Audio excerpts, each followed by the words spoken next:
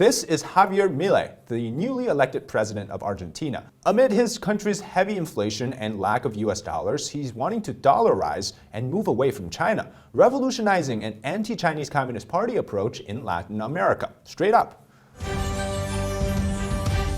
Welcome to China Insider, I'm David Zhang.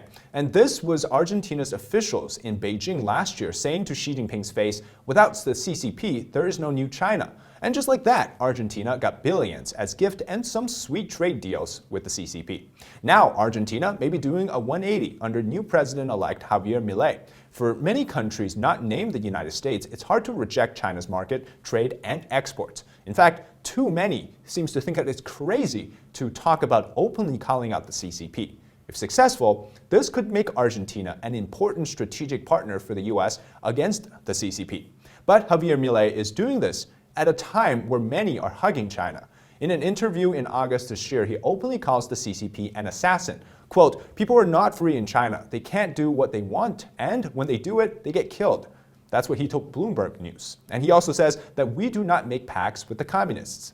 This man wants to take Argentina, which at its current state is very cozy with China, and pull away from it. And he says that they won't join the BRICS either, which is also something that's been used by China to wage an economic and geopolitical game. Clearly, this is a blow to Xi Jinping, who has spent billions of dollars on Argentina to buy its allegiance. He's absolutely right, though. Here's why. Argentina's current economic conditions have been known to be terrible: extreme inflation, lack of US dollar reserve on hand. Outside of Venezuela, Argentina is another prime example of the socialism turning everything wrong. And it's so apparent. Milei's victory comes as a permanent economic situation, and leftist welfarism has dragged 40% of Argentinians under the poverty line, which includes 56%, which are children. Now, this is just domestic, but the economic trouble also makes the Argentinian government vulnerable to countries like China. China, as the second largest buyer of Argentine goods and exports, provides a crucial $18 billion swap line with the central bank, which then it's used to pay the International Monetary Fund. Now, while the government, it seems like the CCP is providing a lifeline to the ailing economy in Argentina, in reality, the country was slowly being captured. Now, this didn't just start today or this year. This has been an ongoing issue over the last 100 years. It's a culmination of decades of policy direction shifts. Now, in Javier Milei's argument, it's that Argentina has adopted socialism for the last 100 years, and it's a boiling frog situation. Argentina was once one of the richest countries in the world and a competitor of the United States. Hence, the saying is rich as an Argentine. Until 1950, Argentina was as rich as most of Europe.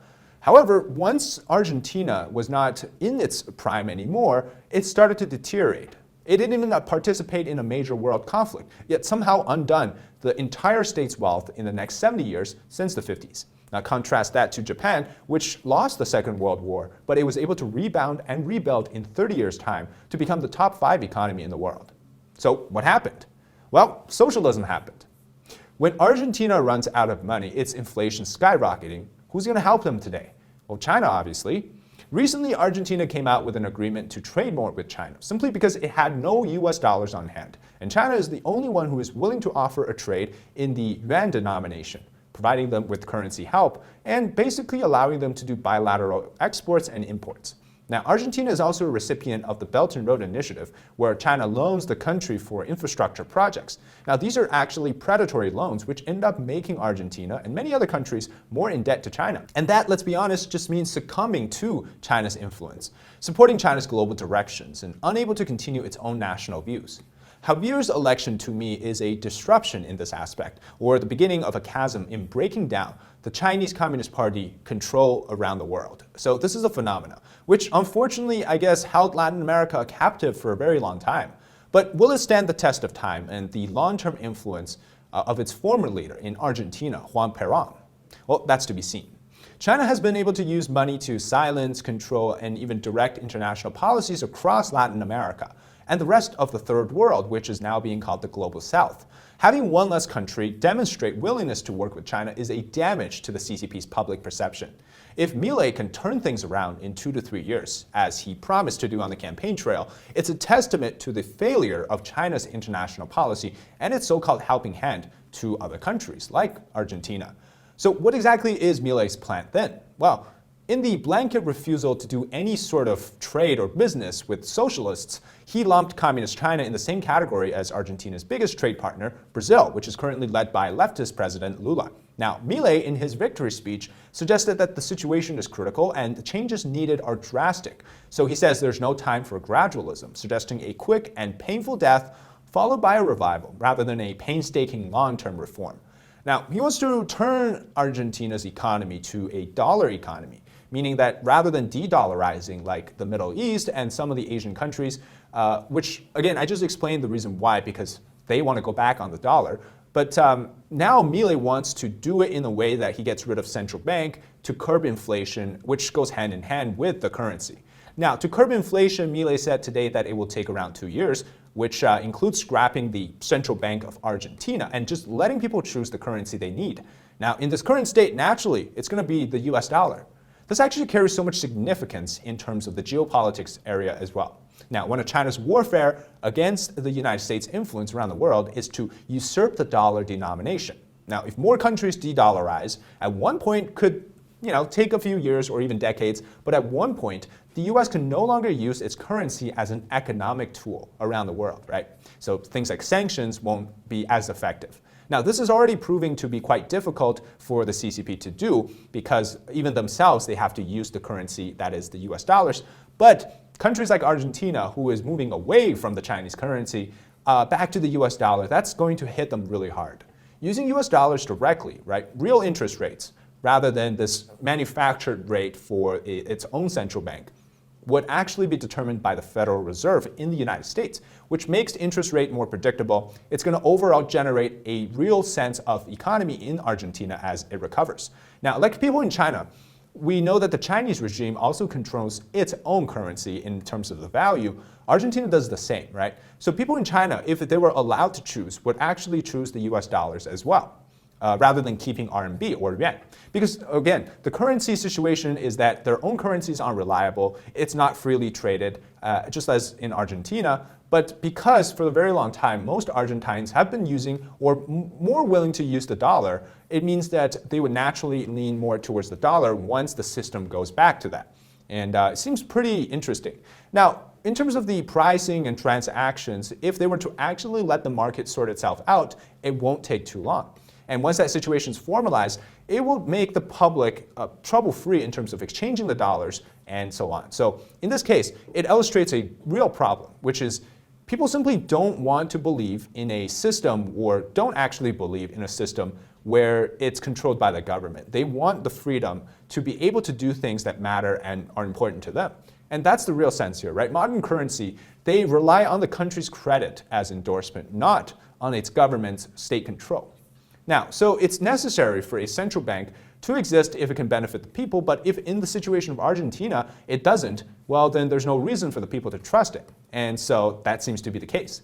The messiness, though, of the peso, right? Milei has pledged to quickly undo the capital controls and eventually dollarize the economy. So that's a sharp devaluation in the making, which basically will make the peso worthless in the near future. But in the long run, it's going to not be a problem. But there's the situation in Argentina is there's an official exchange rate between the pesos and the dollar, and then there's a parallel set of rates, which are called black market rates. So there's like, after 2019, basically, the government of Argentina started to control its currency exchange rate after a financial crash. And that resulted in the official rate to be much higher or much lower in sense of trading compared to the black market rate for greenbacks. Now, there's things like Malbec dollar, there's Coldplay dollars, there's like Netflix dollars, and blue chip dollars. So all of these are exchange rates that are parallel to the official exchange rate, but they're sometimes 3 to 4 times the value of the official one. So there's a lot of messiness to navigate. It's not going to be easy, right? So there are obvious obstacles that Milei is going to have to overcome for this economic reform, not just the currency. So, for example, the first one would be pulling a slumping economy out. Right? When you're already in the state, it would require a full cooperation from the market, from the people, and from a sense of confidence from investors to say that, okay, this is salvageable. And that's going to take a lot. The second is the reliance on China. If trade, export, or import, the lack of US dollars is already a problem, then you cannot just back out from a country that is tying you together with their own currency, right? So the withdrawal from China's influence could either backfire really hard, where they start launching a trade war against Argentina, and obviously now they're not in a state to defend it. Or they need an outside factor, which I think could be the United States, to help them get out of this. But something has to be done that way, right? And then you also have the situation where the state of Latin America in general, there's not an environment right now that fosters this so-called right-wing or whatever you call it, this type of leadership in the region. So his reform, is it receptive to this in this time? Clearly, to the voters in this election, it did, right? 55% or 56% for his voting. But will that continue for the years? Because the situation with Latin America is this, right? People seem to have this very swingy policy view where they go from the extreme left to the extreme right and back and forth over one election cycle to another. And that's been sort of like, they call it the laboratory testing for political science in Latin America, because you can be the most right wing and the left wing, and you can still get elected in different election cycles. It just depends on what the voters want at the time. There's no stable sort of continuation. And so every 4 years, something different happens. Can he do this within the 4-year time period when he gets into office next month? And that's to watch for. Truth to be told, though, I'm optimistic because simply that this is putting up a new front against the CCP. And because it's also interesting to see that there's a unique character in Javier Milei as president after China spent so much money trying to influence Argentina and in the region. Now, China's Belt and Road Initiative, spending trillions of dollars around the world on infrastructure, it's backfired, right? It tried to buy influence, it's failed. China's role throughout the global south, including in Latin America, they've only unleashed a flood of corruption, pointless infrastructure, and deep debt dependency. Now, instead of building loyalty to Beijing among leaderships, what we've seen so far in countries like Argentina is the opposite. Chinese corruption has basically led the opposition candidates to rise in power in unexpected places like Malaysia, Sri Lanka, and Indonesia, and now Argentina. And you know what they all have in common? Their economy sucked, and now they want a revival. This comes at a time where China's own economy is also in shambles. According to Ruchir Sharma, who is the chair of the Rockefeller International, the world economy is expected to grow by $8 trillion in 2022 and 23 to about $105 trillion. Now, China will account for none of that gain. Isn't that crazy? The US will account for about 45%, and other emerging nations like for about 50%, like India, Indonesia, Mexico, Brazil, and Poland. So this is now a striking sign of a possible power shift. It's coming really fast, and we really can't expect that to take place over the next decade. It could come within 2 to 3 years. So it's very possible where countries like Argentina add to the list of the emerging nations to contribute to that growth without China. And we all know that follow the money, right? Wherever the money goes, wherever this emerging economic trend goes, and that's where things will happen for the next years to come. And so I think we're going to see something very interesting happen in the arena of geopolitics, and it's shifting away from China. So we'll see. Anyways, that's it today for the episode on Javier Milei's crazy anti-CCP policies and his crazy economic policies to come. If you enjoy the content, leave a like, comment below your thoughts, and subscribe to our channel. All right, until next time, bye-bye.